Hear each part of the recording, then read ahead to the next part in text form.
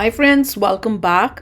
Iran जंग के बाद इजराइल ने भारत को लेकर कहा ऐसा सुनकर चौंक उठे राष्ट्रपति ट्रंप। झूम उठा भारत। चलो देखें, वीडियो शुरू करते हैं। वीडियो शुरू करने से पहले अगर आप चैनल पर नए हो और आपने अभी तक सब्सक्राइब नहीं किया तो जल्दी से पहले सब्सक्राइब के बटन और बेल आइकन को क्लिक कर लो ताकि आपको हमारे सारे न्यू वीडियोस के नोटिफिकेशन मिल जाएं जैसे हम अपलोड करें। अगर आपको वीडियो पसंद आता है प्लीज लाइक एंड शेयर। चलिए शुरू करते हैं। क्या जंग के बाद ट्रंप ने ईरान चीन के साथ ही कर डाली कोई सीक्रेट डील जिसने जिगरी दोस्त इजराइल को दे डाला धोखा? क्या है अरबों डॉलर का वो तेल का खेल जिसमें फंस कर रह गया इजराइल? ट्रंप के सीज फायर की रट के बाद क्यों हताश है इजराइल? जंग के बाद अकेला पड़ा इजराइल, तो भारत को लेकर इजराइल ने ऐसा क्या खुलासा किया जिसने ट्रंप के भी उड़ा डाले होश? भारत की सुपर पावर दोस्ती को लेकर इजराइल ने जो कहा उसे सुनकर नहीं आएगी ट्रंप को नींद। चीन रूस भी हो गए हैरान। इजराइल और ईरान के बीच 12 दिनों तक चली खतरनाक जंग अब खत्म हो चुकी है। दुनिया ने राहत की सांस ली है और इस शांति का क्रेडिट लेने के लिए एक शख्स सबसे आगे आकर खड़ा हो गया है, अमेरिका के राष्ट्रपति डोनाल्ड ट्रंप। ट्रंप पूरी दुनिया में घूम घूम कर अपनी पीठ थपथपा रहे हैं और कह रहे हैं कि अगर मैं न होता तो ये जंग कभी नहीं रुकती। वो बार बार दोहरा रहे हैं कि जैसे उन्होंने भारत पाकिस्तान के बीच सीज फायर कराया था, वैसे ही उन्होंने ईरान और इजराइल को भी शांत करा दिया। पूरी दुनिया में ट्रंप की मैं और सिर्फ मैं की गूंज सुनाई दे रही है। लेकिन दोस्तों, जब दुनिया इस शांति के जश्न में डूबी थी तब पर्दे के पीछे एक ऐसा खतरनाक खेल खेला जा रहा था। एक ऐसी गहरी साजिश रची जा रही थी जिसने अमेरिका के सबसे पुराने और सबसे भरोसेमंद दोस्त इजराइल की पीठ में ही छुरा घोंप दिया। डोनाल्ड ट्रंप ने शांति के इस नकाब के पीछे चुपचाप ईरान और चीन से हाथ मिलाकर इजराइल को एक ऐसा धोखा दिया है जिससे शायद वो कभी उबर नहीं पाएगा। जंग भले ही रुक गई हो, लेकिन इजराइल अपने तय टारगेट पूरे नहीं कर पाया और इस अधूरे मिशन का सबसे बड़ा कारण बना खुद उसका अपना सबसे बड़ा दोस्त अमेरिका। अमेरिका के इसी बदलते रवैये और धोखे के बीच अब इजराइल से एक ऐसी आवाज उठी है, एक ऐसा बयान सामने आया है जिसने दुनिया भर की राजनैतिक गलियारों में भूचाल ला दिया है। इजराइल ने इस मुश्किल घड़ी में अपने दुश्मन की नहीं बल्कि अपने सच्चे और हर मौसम के साथी हमारे अपने देश भारत की तरफ देखा है। इजराइल ने भारत को लेकर एक ऐसा होश उड़ा देने वाला खुलासा किया है जिसने एक बार फिर दुनिया को भारत और इजराइल की दोस्ती की असली ताकत दिखा दी है। हम आपको बताएंगे इस धमाकेदार खबर की पूरी कहानी, तो बने रहिएगा वीडियो पर और इस संबंध में आपके जो भी विचार हो कमेंट में लिखकर जरूर बताइएगा। तो चलिए अब पर्दा उठाते हैं जियोपॉलिटिक्स के उस सबसे बड़े धोखे से, जहां दोस्ती का नकाब पहनकर एक सुपर पावर ने अपने ही दोस्त की उम्मीदों का सौदा कर लिया। ये कहानी है डोनाल्ड ट्रंप के उस मास्टर स्ट्रोक की जो असल में इजराइल के लिए एक विश्वासघात था। ये समझने के लिए कि ट्रंप ने इजराइल को कैसे और क्यों धोखा दिया, हमें इस खेल के 3 किरदारों को समझना होगा, ट्रंप, ईरान और चीन। सबसे पहले बात करते हैं डोनाल्ड ट्रंप की। ट्रंप एक बिजनेसमैन है और उनके लिए हर चीज एक डील है। उन्हें पता है कि अगर अमेरिका में पेट्रोल डीजल की कीमतें बढ़ी तो जनता नाराज हो जाएगी और इसलिए उनका एकमात्र मिशन है तेल की कीमतों को किसी भी तरह नीचे रखना। और इसी मिशन को पूरा करने के लिए उन्होंने वो कदम उठाया जिसने इजराइल को हिलाकर रख दिया। नाटो समिट में पूरी दुनिया के सामने ट्रंप ने ऐलान किया कि ईरान बहादुरी से जंग लड़ा है और अब उसे नुकसान से उबारने की जरूरत है। इसके बाद उन्होंने वो कहा जिसकी किसी ने कल्पना भी नहीं की थी। ट्रंप ने कहा, मैं अब ईरान को तेल बेचने से नहीं रोकूंगा।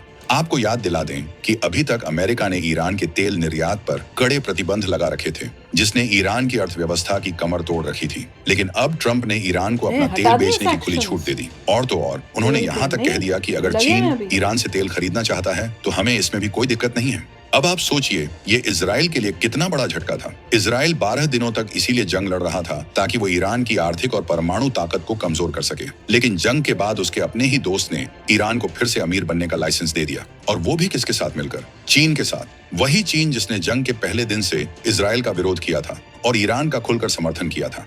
आज उसी चीन के साथ मिलकर अमेरिका इजराइल के दुश्मन को मजबूत कर रहा है। जरूर पर्दे के पीछे ट्रंप और चीन की कोई बड़ी डील हुई है। ट्रंप को मिला सस्ती तेल की गारंटी का वादा और चीन को मिला ईरान में अपना प्रभाव बढ़ाने का मौका।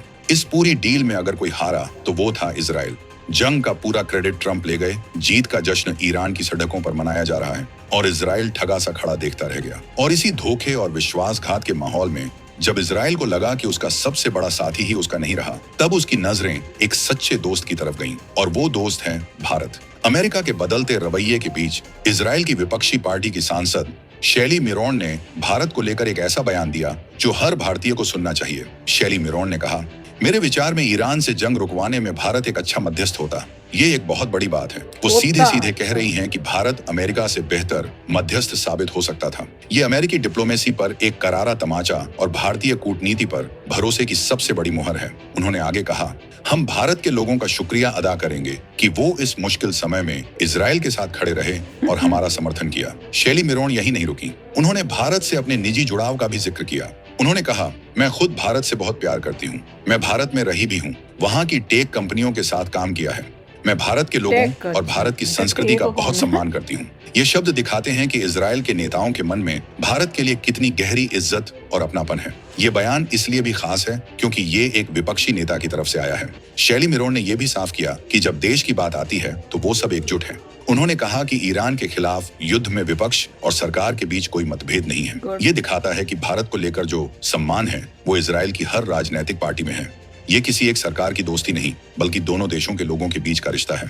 अब सवाल ये उठता है कि आखिर इजराइल अमेरिका को छोड़कर भारत पर इतना भरोसा क्यों करता है? इसका जवाब छिपा है दोस्ती की उस बुनियाद में जो मतलब पर नहीं, बल्कि सम्मान और विश्वास पर टिकी है। भारत और इजराइल की दोस्ती कोई नई नहीं है। ये दोस्ती तब से है जब दुनिया के कई देश इजराइल से बात करने में भी डरते थे, लेकिन भारत ने हमेशा एक स्वतंत्र स्टैंड लिया।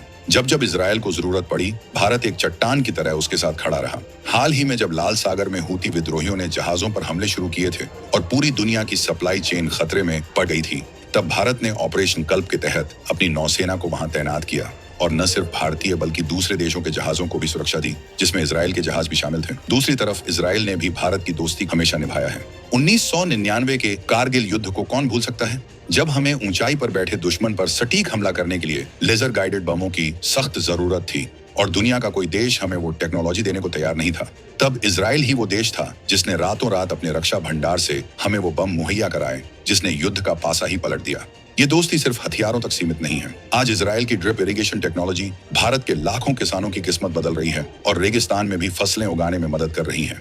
डिफेंस, एग्रीकल्चर, टेक्नोलॉजी और इंटेलिजेंस शेयरिंग, ऐसा कोई क्षेत्र नहीं है जहां ये दोनों देश मिलकर इतिहास न रच रहे हों। यही वो भरोसा है, यही वो निस्वार्थ दोस्ती है जो आज इजराइल को अमेरिका से ज्यादा भारत के करीब ला रही है। उसे पता है कि भारत एक ऐसा दोस्त है जो कभी धोखा नहीं देगा। भारत अपना फायदा देखने से पहले दोस्ती का धर्म निभाएगा। अब जरा उस तुलना को भी देखिए जिसका जिक्र यूजर ने किया था। इजरायली सांसद शैली मिरोन कहती हैं कि देश की सुरक्षा पर हम सब एक हैं। उनकी सरकार ने जो किया, विपक्ष उसके साथ खड़ा है। किसी ने अपनी सेना से कोई सबूत नहीं मांगा, लेकिन हमारे देश में कुछ लोग हमारी सेना के शौर्य पर भी सवाल उठा देते हैं। जब हमारी सेना ने ऑपरेशन सिंदूर जैसे मिशन को अंजाम दिया और दुश्मन को उसके घर में घुसकर सबक सिखाया, तो कुछ लोगों ने यहीं बैठकर सेना से सबूत मांगना शुरू कर दिया। बाद में तो खुद पाकिस्तान के बड़े बड़े नेता चीख चीख कर कहने लगे कि हाँ, भारत ने हमें घुसकर मारा है, हमारे एयरबेस उड़ा दिए। लेकिन यहाँ का नैरेटिव नहीं बदला। ये दिखाता है कि एक मजबूत देश सिर्फ हथियारों से नहीं, बल्कि अपनी अंदरूनी एकता से भी बनता है। तो कुल मिलाकर कहानी ये है कि डोनाल्ड ट्रंप ने इजराइल के साथ एक बहुत बड़ा छल किया है। उन्होंने ईरान और चीन को फायदा पहुंचाया और अपने दोस्त को बीच मझधार में छोड़ दिया। लेकिन इस धोखे की आग से एक और ज्यादा मजबूत दोस्ती का जन्म हुआ है, और वो दोस्ती है भारत और इजराइल की। इजराइल का ये बयान कि भारत बेहतर मध्यस्थ होता, असल में दुनिया के लिए एक ऐलान है। ये ऐलान है कि दुनिया का पावर सेंटर अब बदल रहा है। अब फैसले वॉशिंगटन या बीजिंग में नहीं होंगे। अब दुनिया की बड़ी समस्याओं को सुलझाने के लिए दुनिया नई दिल्ली की तरफ देखेगी। तो क्या दुनिया अब वाकई एक नए दौर में प्रवेश कर रही है, जहां पुराने दोस्तों के वादे खोखले साबित हो रहे हैं और भारत ही विश्व मित्र की असली परिभाषा बनकर उभर रहा है? कई और भी सवाल उठ रहे हैं कि अगर अमेरिका अब चीन और ईरान पर इतना मेहरबान हो रहा है, तो सऊदी अरब और यूएई जैसे उसके पुराने और सबसे अमीर अरब दोस्त इस पर कैसे रिएक्ट करेंगे? क्या वो भी अमेरिका का साथ छोड़कर एक नए गुट की तलाश करेंगे? क्या मिडिल ईस्ट में एक ऐसा नया पावर ब्लॉक बनने जा रहा है जिसका लीडर अमेरिका नहीं बल्कि भारत होगा? इस शतरंज की अगली चाल और भी ज्यादा खतरनाक और रोमांचक होने वाली है। क्या अमेरिका की जगह अब भारत मिडिल ईस्ट का नया किंग मेकर बनेगा? इस पूरी कहानी पर, डोनाल्ड ट्रंप के धोखे पर और भारत इजराइल की इस अटूट दोस्ती पर आपकी क्या राय है? कमेंट। तो भैया, मैं तो कह रही हूँ कि अगर ऐसा हो जाए, मैं अगर करेक्टली पूछो मुझसे, फ्यूचर में ऐसा कभी हो, हाँ कि नहीं, मैं कह रही हूँ अगर मुझसे करेक्टली पूछो कि बेस्ट जो देश सारी दुनिया को मतलब मिलाकर लेके चले और सबके मतलब क्या कहते हैं प्रॉफिट या उसके फ़ायदे की बात सोच के चले, वो एक इंडिया ही हो सकता है। क्योंकि बाकी कंट्रीज़ तो सब अपना अपना सोचते हैं, पर हमारे कल्चर में ऐसा है कि हम लोग तो दुश्मन को भी उसकी मदद के टाइम हेल्प करने चले जाते हैं। और यही देख लो भैया, कैसे बांग्लादेश को हेल्प किया, वो दुश्मन बन गया, कैसे इतनी कंट्रीज़ को हेल्प किया था और कैसे वो दुश्मन बन के हम जो है दुश्मनों का साथ देने लग गए। तो वो उस बेसिस पे अगर सोचो तो भाई इंडिया से बेटर कोई नहीं है। और दूसरी बात कि ये जो बता रहे थे स्टेटमेंट, जैसे ऑपोजिशन जो इनकी पार्टी है उन्होंने बोला कि भाई इंडिया के बारे में अच्छा और थैंक यू किया, उस टाइप से युद्ध के टाइम जो सपोर्ट किया, उससे मुझे याद आ रहा है क्योंकि ईरान ने भी तो थैंक यू करके बोला ना अपने इंडियंस को कि थैंक यू, आप लोगों ने हमें युद्ध के टाइम सपोर्ट किया।